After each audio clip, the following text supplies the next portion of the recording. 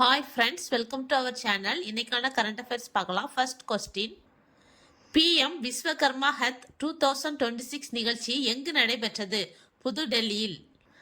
இந்நிகழ்ச்சியில் 18 நாடுகளை சேர்ந்த வெளிநாட்டு தூதரக பிரதிநிதிகள் கலந்து கொண்டனர். இந்நிகழ்ச்சி சிறு குறு மற்றும் நடுத்தர தொழில்துறை அமைச்சகத்தால் நடத்தப்படுகிறது. செகண்ட் கொஸ்டின், தேசிய மாணவர் படையின் வருடாந்திர பேரணி 2026 கருப்பொருள் என்ன?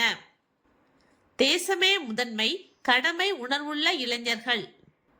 இந்த பேரணி டில்லியில் உள்ள கரியப்பா அணிவகுப்பு மைதானத்தில் நடைபெற்றது.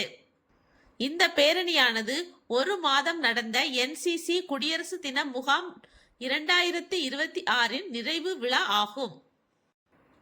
தேர்ட் கொஸ்டின், இந்தியா மற்றும் ஐரோப்பிய ஒன்றியம் இடையேயான தடையற்ற வர்த்தக ஒப்பந்தத்தின் சிறப்பு என்ன? இந்தியாவிலிருந்து ஏற்றுமதி செய்யப்படும் 93% பொருட்களுக்கு ஐரோப்பிய ஒன்றிய நாடுகளில் வரி கிடையாது மற்றும் ஐரோப்பிய ஒன்றியத்தை சேர்ந்த 27 நாடுகளில் இருந்து இறக்குமதி செய்யப்படும் 90% பொருட்களுக்கு 10 ஆண்டு காலத்திற்கு இந்தியா வரி விதிக்காது. இந்தியாவிலிருந்து ஐரோப்பிய ஒன்றிய நாடுகளுக்கு ஏற்றுமதி செய்யப்படும் மிக பெரிய பொருள் ஆயத்த ஆடைகள்.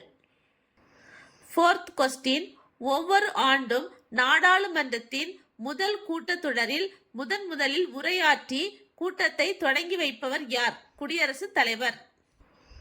ஃபிஃப்த் கொஸ்டின், ரூபாய் 200 கோடி மதிப்பில் நவீன மற்றும் ஒருங்கிணைந்த மீன்பிடி துறைமுகத்தை மேம்படுத்த மத்திய அமைச்சரவை ஒப்புதல் அளித்துள்ளது. இது எங்கு அமைய உள்ளது? அந்தமான் மற்றும் நிக்கோபார் தீவில் உள்ள மாயாபந்தரில் இந்த மீன்பிடி துறைமுகம் அமைய உள்ளது.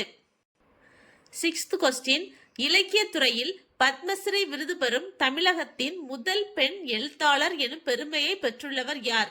எழுத்தாளர் சிவசங்கரி. செவன்த் கொஸ்டின், புலவாயோவில் நடைபெறும் 19 வயதுக்கு உட்பட்டோருக்கான உலக கோப்பை கிரிக்கெட் தொடரின் சூப்பர் 6 போட்டியை வென்ற அணி எது? இந்திய அணி. இந்திய அணி 204 ரன் வித்தியாசத்தில் ஜிம்பாப்வே அணியை வீழ்த்தியுள்ளது. இதன் மூலம் புள்ளிகள் பட்டியலில் முதலிடம் பிடித்துள்ளது இந்திய அணி. எய்த் கொஸ்டின், மகாராஷ்டிரா மாநில துணை முதல்வர் அஜித் பவார் விமான விபத்தில் உயிரிழந்துள்ளார். நைன்த் கொஸ்டின், மக்களுக்கு ஒருங்கிணைந்த மருத்துவ சேவை வழங்க நாடு முழுவதும் எத்தனை ஆயுஷ் சுகாதார மையங்கள் மத்திய அரசால் அமைக்கப்பட்டுள்ளன? 12,000. லாஸ்ட் கொஸ்டின், மத்திய புள்ளியியல் மற்றும் திட்ட அமலாக்கத்துறை சார்பில் தேசிய புள்ளியியல் அலுவலர்களுக்கான 2 நாள் பயிற்சி பட்டறை எங்கு நடைபெறுகிறது? சென்னை, கிண்டியில். தேசிய புள்ளியியல் துறை தலைமை இயக்குனர் கீதா சிங் ரத்தோர் இதில் கலந்து கொண்டார்.